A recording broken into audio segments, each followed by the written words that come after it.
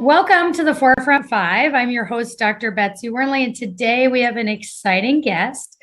Last year, if you remember at this time, our group had a renewed focus on leadership through podcasts, our newsletter articles, even we did some team building exercises in our offices, and it all culminated at our spring retreat, which was themed Leading the Pack. We even created a workbook to use in clinics or your departments to be a better leader, whether you're a physician, a PA, a call center rep, or any vital member of the Forefront team. This year, we will continue to focus on clinic and department morale through a focus on technology. And our guest today kicks that off. Mark Blitz has been helping organizations and individuals improve performance through greater social connection for over a decade.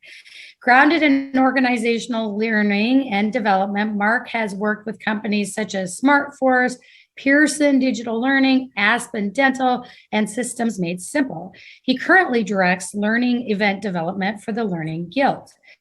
Mark is the co-author of Social by Design, How to Create and Scale a Collaborative Company. In 2018, he received the Internet Time Alliance Award, which is given to professionals who continuously welcome challenges at the cutting edge of their expertise.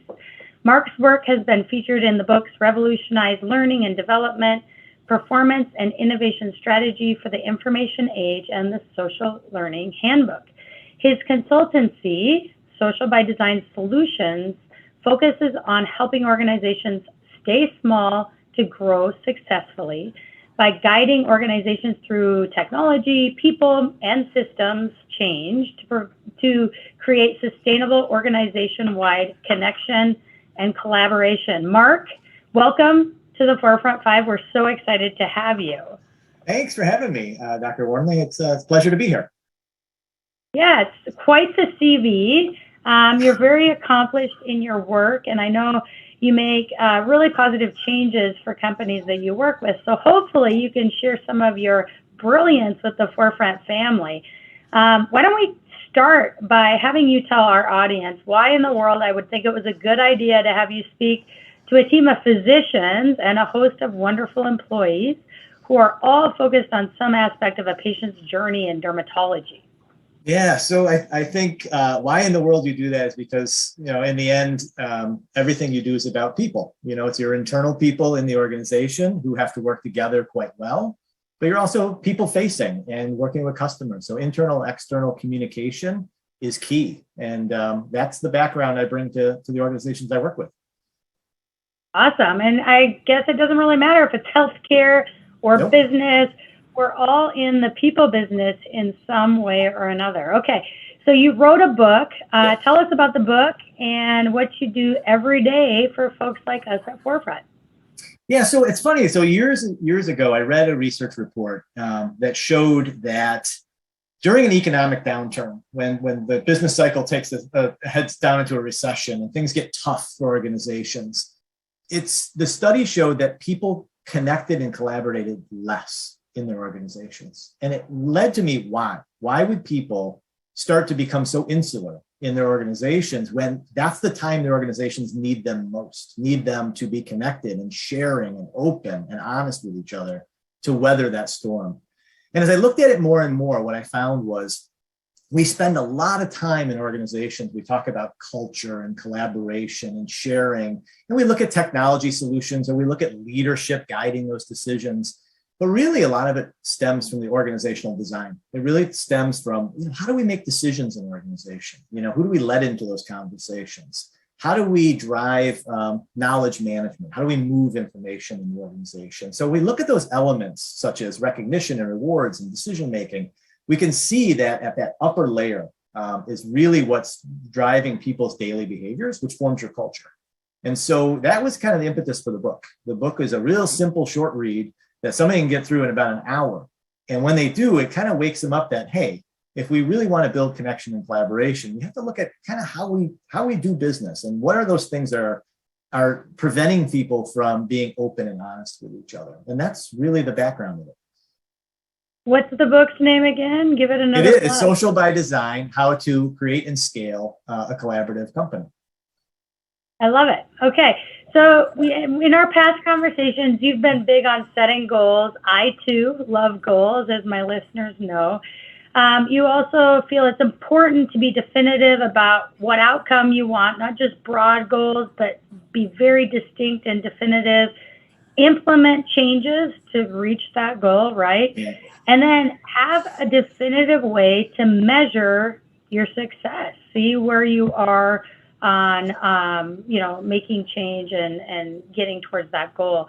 Before we dig into each of these steps, I want to ask a broad question. Forefront is a big company now. We're in 22 states. We're large. How in the world can a company so big set goals when we have, this big culture that I'm really proud of? All of us are really proud of. I think we have a broad culture, but then we have lots of subcultures, right? Yeah. The clinics have a different culture, and then each clinic probably has its own individual culture. Our lab has its own culture, our call center, our billing department. So how do you set company goals with so many different regional differences? I'm really, really glad you said that, because I think a lot of organizations try to say, our culture is this. And the reality is, like you said, it's very diversified. It's very siloed. It's very much around certain work. And then you run into the issue of geography and locations, that are outside of maybe the central headquarters. And I think the challenge lies in every company out there will say they have missions, they have visions, they have value statements, but are they really living them? Are they really tied in to the organizations? Because if you're going to have these distinct, diverse cultures, they all have to kind of speak to those missions, vision, and values that your company has. So the simple answer to what that organization might be challenged with is saying any goals that we set, yes, the SMART goals, the measurability, all that has to be there. But if they're not aligning to those mission, vision, and values, and you're not living those mission and vision and values in your organization, you're going to have a huge disconnect, because the goals themselves have to speak to that. So I don't care if I'm working in a clinic, I don't care if I'm, patient, front and center as a PSA, you're going to want those people to understand their goals match what you're talking about holistically in the organization. So tying those two together makes it much more sincere, and people see the value in what they're doing and drive towards those. How do you recommend a company goes about that? I think, we do have a real distinct, established mission, values, purpose. Broadly, I think most people that work at Forefront know what the mission is and the values are. Do you recommend clinics? Let's just start at clinic level, or departments having like a brainstorming subculture session that fits within the broader goals, but maybe is a little different, and maybe it's distinct towards pathology or the Manitowoc clinic, et cetera. How do you have clinics be a part of that goal setting experience? Yeah, so a couple of things I would think about doing, and I've done this with some organizations. Obviously I go back to the idea that making everything you do in terms of your mission, vision, and values apparent in the organization, very transparent, always tied to it. Any chance that the leadership can speak to why we are doing something ties right back to those. Otherwise, it doesn't make sense to a lot of people in the organization on a daily basis. You're constantly reinforcing it. The other thing I recommend too is something called a one-page business plan. And this is a really kind of a neat tool because you have organizational goals, but you can have one-page business plans for each department or division in the company. And those one-page business plans set their own goals as they align to the broader goals of the organization to make sure that their daily work that they're doing is aligning to and meeting the overall objectives of the company. So it's a simple tool that can impart a great deal of autonomy within it, but it's co-created. So everybody contributes to the idea, and it's something they can look at, weekly, daily, monthly, and every year it's revisited. It's a great tool they can use that connects everybody in the organization. I like that. And I think you answered one of the questions I was going to ask, which is who should be a part of the goal setting? Yeah, I did. It's co-creation. I think that everybody is an adult in any organization. And therefore, what you want to have is everybody wants skin in the game. They want to have a say. They want to contribute. They have their own perspectives. They have their own daily behaviors and interactions. And giving everybody voice allows them to kind of contribute in a way to the broader picture, and then feel a part of the organization. So at any chance you get an opportunity to invite those people to the table to contribute to the goal setting is the way to go. It definitely builds a greater bond within the organization. And this is the last goal setting question, but I love planning and writing down big ideas and goals. Do you normally implement that, when you go in with a company, is just a large whiteboard session for all the clinic members or all the billing department members, or do they kind of sit down alone and gather ideas and then come together? How do you normally initiate that? If one of the doctors listening to this podcast said, man, I want to do a subculture, MVP session, how would they do that? Just a quick snippet. Yeah, so I think it depends on the size of the organization, how distributed the workforce is. So I'll start there. I would argue that you need something at the highest level of the organization to understand the process, and then allow that to kind of disseminate from those people. That's where management comes in. It's so powerful. Middle management, I think, is one of the great power centers in an organization, because they can influence up and influence down in the organization. So working with that middle management to kind of disseminate that information, the process through it, is the best way to go, because they're hands-on. They're right in the weeds of the work with the people themselves. So would it be a whiteboarding session, possibly at the highest level? And then from there, they take that information out to the individual branches and offices. And then, I think individually, you've spoken in the past about having just individual conversations with certain employees to define that subculture. So I think there's a lot of opportunities to create the broader culture and values and mission statement, but then the subcultures. Cool. Yeah. I love this. So once you have maybe the focus group data or the survey data or the whiteboard session, what do companies do with that? What's the next step? You have your goal. Yeah, so I think when you have your goal, one of the things you have to do is understand, and most people understand this term of KPIs, key performance indicators. What are the things, the milestones in the process? Sometimes departments or organizations as a whole, they look at too long of a stretch of time, they look at a yearly goal or maybe a 6-month goal that's happening they want to achieve. And what happens often is we live in a very complex times. Obviously we've had a pandemic we've been kind of muscling through, but also we have competitors, we have new technology constantly, coming at us.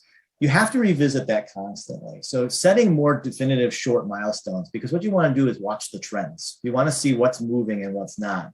And the big thing too is to be aware of potential barriers. It's kind of project management-ish, where you're kind of projecting out what could come in the way of our goal. And so we can anticipate it in advance of. So it's a process. Yes, set a goal, but also kind of outline, for example, how you're going to mitigate problems that might help, prevent you from achieving it. And the shorter durations you have in your milestones, it's easier to monitor the trends and how things are moving. Can you use KPI, the KPI approach, I'll say, when your goals might not be numerical? It might be hard to measure, being the dermatologist of choice in every community, putting that into a KPI. Do you still utilize KPIs when maybe it's not monetary goals or revenue facing goals? Does that question make sense? It does. And I don't get me wrong, it can be tricky to measure some things. It can be a little bit more nebulous or a little more fuzzy than hard numbers. But I always say, if you dig deep enough, you do find something that you can measure, right? You can measure sentiment, in a community, right? You can monitor the conversations that are happening outside of a particular practice.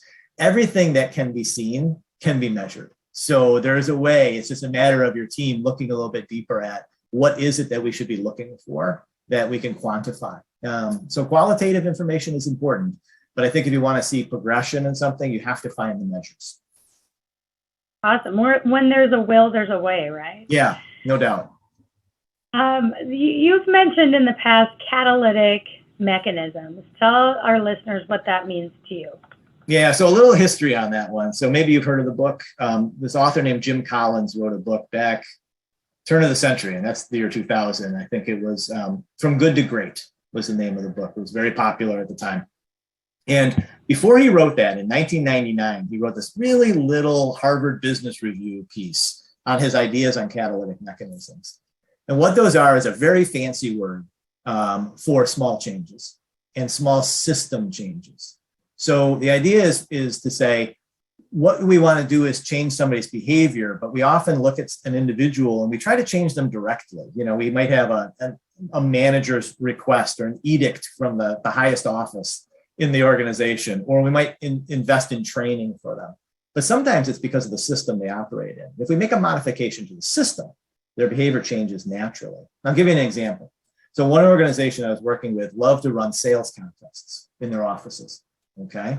And when they ran these sales contests, they would say, if we sell this much, or we do this much, or we have a higher level of, let's say, customer satisfaction in the office, that office is going to win the prize at the end of the month. And it might be an executive might come in from, and from higher up and have a pizza party. And so we were looking at that and we were saying, well, this is interesting, but are we doing enough for the entire organization when we do this? Because one office is getting recognized and rewarded and celebrated, and everybody else is going, how'd they do that? Like, how does this benefit us? So we really, kind of a big piece to the book too is about transparency. So how do we create more transparency in this system, right? They have the system around a competition or recognition or awards. So what I suggested was, well, no, they have to be able to, as part of the winning, when they do win, they have to share how they did it. So everybody can grow and understand.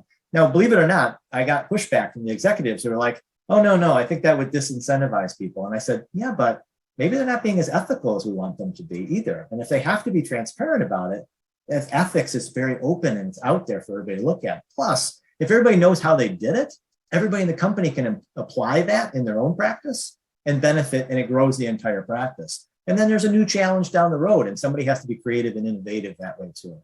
So that's a small system change that makes a huge difference for the entire organization.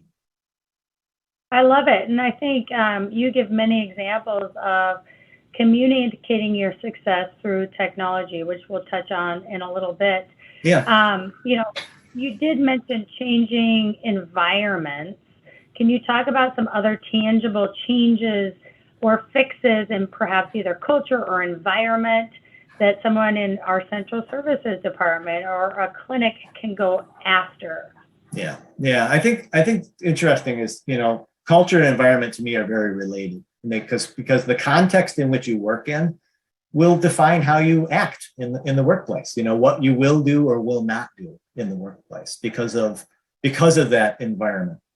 Culture to me is it's more of a shadow. I've heard that phrase before. Like, a culture is a shadow.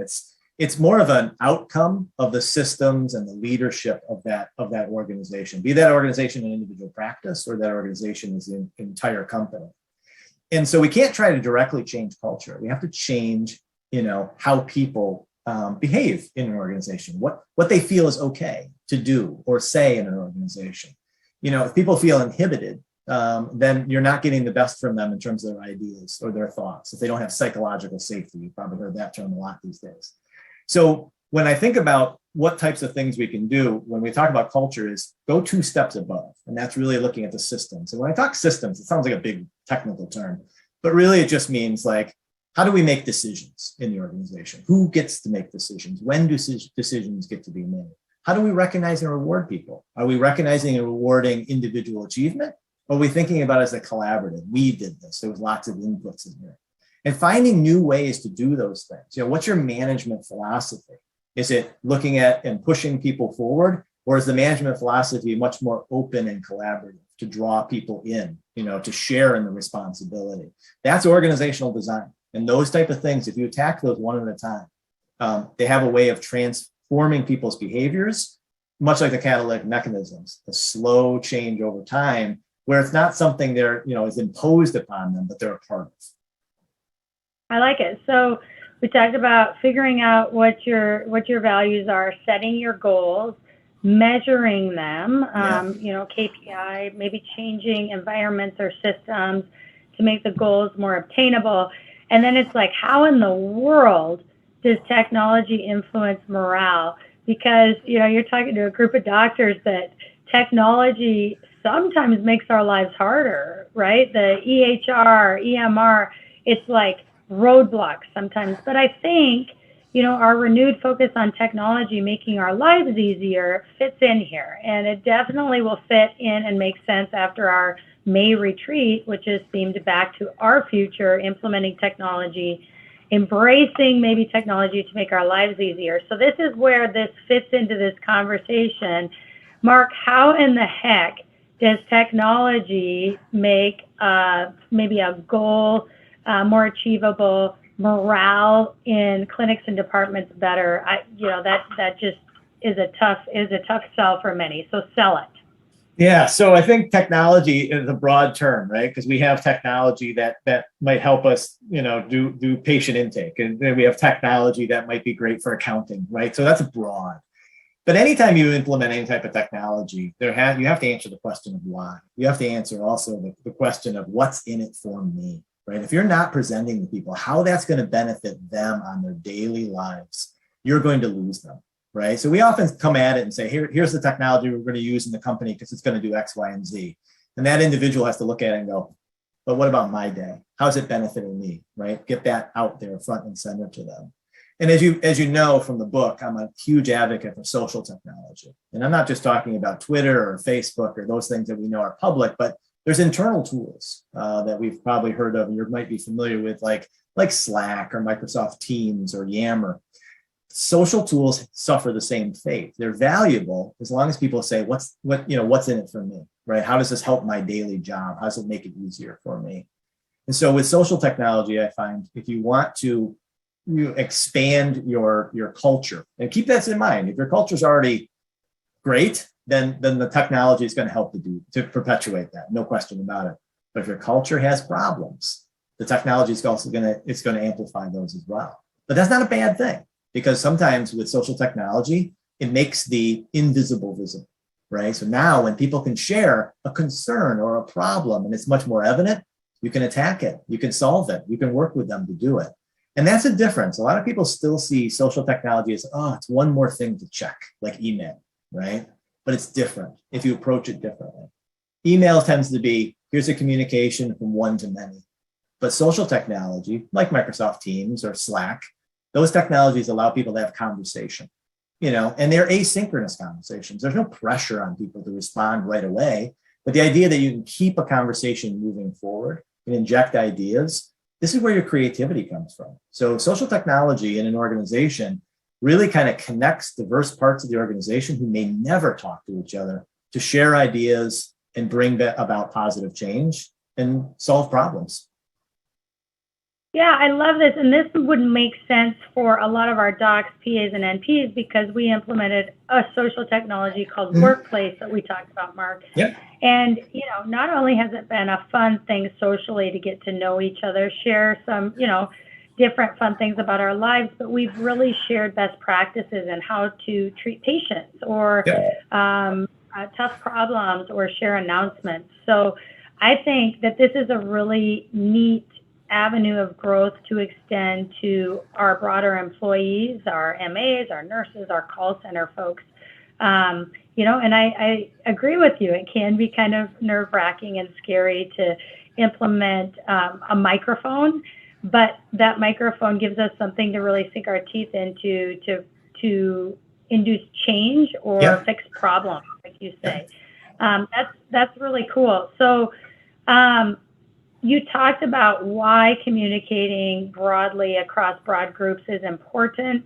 Talk to me about how else we can leverage technology as a microphone, maybe across the MAs. So I think a couple of things come to mind. I think one of the things that I find today that, and it sounds to me like you guys are definitely on much more progressive minded in terms of how you're approaching this, which is great to hear.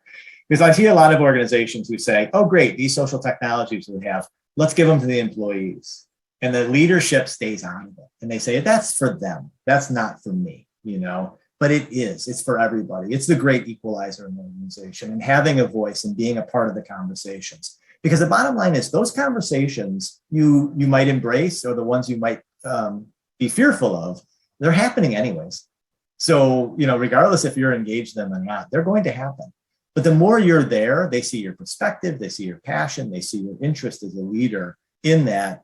it definitely brings a comfort level that we could solve issues together and bring forward new ideas to the company that I'll be heard. And that's really important for morale. That's the kind of culture you want. You want a culture that feels I'm heard, I'm valued. And when other people see this happening, because that's what I said, right? The social technologies make the invisible visible. Now all of a sudden, somebody who might not necessarily be thinking of themselves as an important part of the organization can be seen all the way to the top of the organization, and their ideas come forward.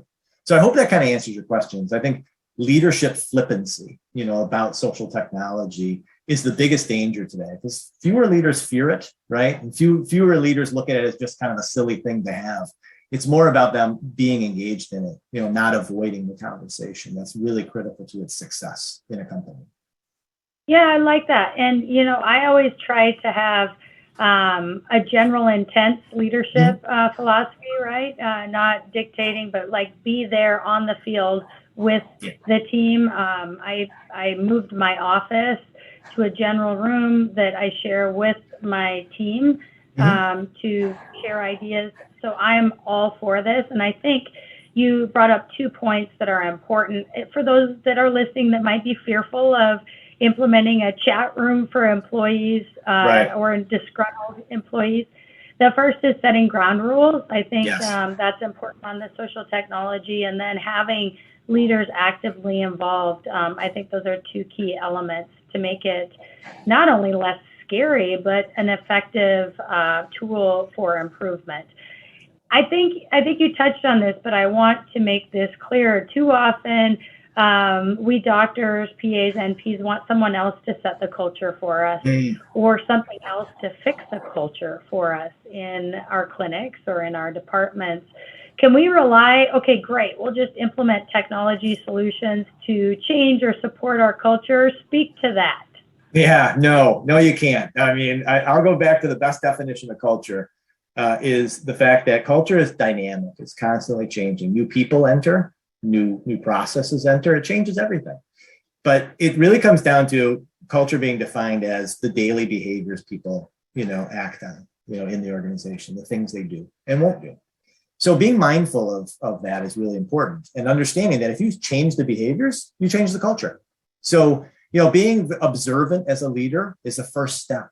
How do things operate? You and I talked a little bit about this before, and that is, what's the current state? What's the desired state? What are we currently at? Where do we want to be? And how are we going to bridge that gap? So the first thing is to observe, to just be, obviously conscious of how things are happening in your office, in your practice, in your clinic or your department. And then from there, have those conversations, about why we do the things we do. Because I like to share that, people ultimately go to work for one reason, and that's to work. We like to think that people go to work to learn and have fun and be entertained. But at the end of the day, no, their greatest sense of purpose is in their work. So we need to start from that particular point and look carefully at the workflow, what rules we have to guide them daily, and say, are these things helping us, or are they harming our ability to connect and share and feel connected to the organization? Yeah, that's awesome. I agree. And just one last plug for, hey, doctors, PAs, nurse practitioners, you guys are the biggest influencer of your culture in your clinic. Make it your own. Be proud of it, especially in the toughest labor market in history. It's so important to create a culture that's meaningful, environment that's fun to come to work. And, hopefully we can implement some technology solutions to perpetuate that. But we need the doctors, the PAs, the NPs, the department heads to really sink their teeth into something that's meaningful for their staff. Would you agree, Mark? Yeah, 100%. I think, when you're the smaller the organization, and I don't mean, looking at, Forefront as a whole, but at that ground level, your organization is small and you want it to stay small. And that's the whole premise of the book too, is the idea of how do you keep that small sense of everybody sharing and everybody open. When you're in that environment, the leadership matters the most, because they're looking right at that level, in terms of to guide, what is right and what's wrong in the practice, and how do I maximize my time here and make my time productive in the company. So yeah, the leadership, the management, and those behaviors are so critical. And I think that's the really cool thing that I personally love about Forefront is you have all the benefits of working in a really first-class, big, amazing, multi-state organization, but then you also have a small little, workforce that you can make your own. So it's the best of both worlds, and I like that you highlighted that, Mark. So this has been so valuable, Good. so thought-provoking. I'm going to spring something on you. We always end the Forefront 5 with 5 key takeaways that you would want anyone listening to this podcast to run with. So whether it be from our conversation, from your book, give us 5 things to really, take to heart at the end of this podcast. All right, I'm gonna do my best. So a couple of things that I always talk about is, technology is so ingrained in our lives, but in every organization, start with people. Start to understand their particular values, start to understand their workflows, like I said, observing in the office how things work. Then implement the technology in a way that supports that or expands that. Technology should be a tool in our organizations. And obviously I'm big on social and collaboration. And one of the things to always remember is too that collaboration is the peak of what we want. We want people to work together and solve problems. That's how businesses move forward. However, before you can get to that high level of collaboration, you need a communal element. What I mean is this is where people are sharing about their vacation pictures. This is where people are telling each other fun jokes, or, they're getting along at a very human level. If you look in your offices and you're saying, I don't have that as much as I want, you're not going to get to that collaborative space. People need to connect at a very, very human level. So those are 2 things. The other thing I remember, as I said earlier, was people go to work. That's the most fulfilling piece of it. So if you don't focus too much on the things like learning and friendships and, that don't force that collaboration. If people are in a healthy work environment and they feel fulfilled, those other things happen. They happen naturally, right? We don't need to start there. We need to start with why they came to work and make that the best experience they can have, and the rest will fall suit. That's 3. I think the other ones I'd mention is for leadership in particular, be a part of the conversations, not above them. It's especially when you implement social technology, you are now telling everybody with some level of humility that you don't have all the answers, but you're looking for people to contribute, right? They're putting out things. People want to solve problems. They have ideas. Give them that chance to do that. And in that forum, it works great. And the last thing I'll mention is, and you mentioned, is anytime you're going to implement anything with a technology, you want to give people, the parameters to work within, to keep it a safe environment, good for the company, good for the individual. My suggestion is don't create policy, create guidelines. Create a small focus group like subcommittee of multiple levels in the company and have them define what to do in the social technologies, not what not to do. Things like, this is a place to share your work. This is a place to offer accolades and recognize other people. When you list out 5, 10, 15 of these, this is what you should do, you'll find that people understand quickly exactly what it's used for and what it's not used for. That's awesome. You did so well on just coming up with 5 things. It's like you do this for a living, Mark.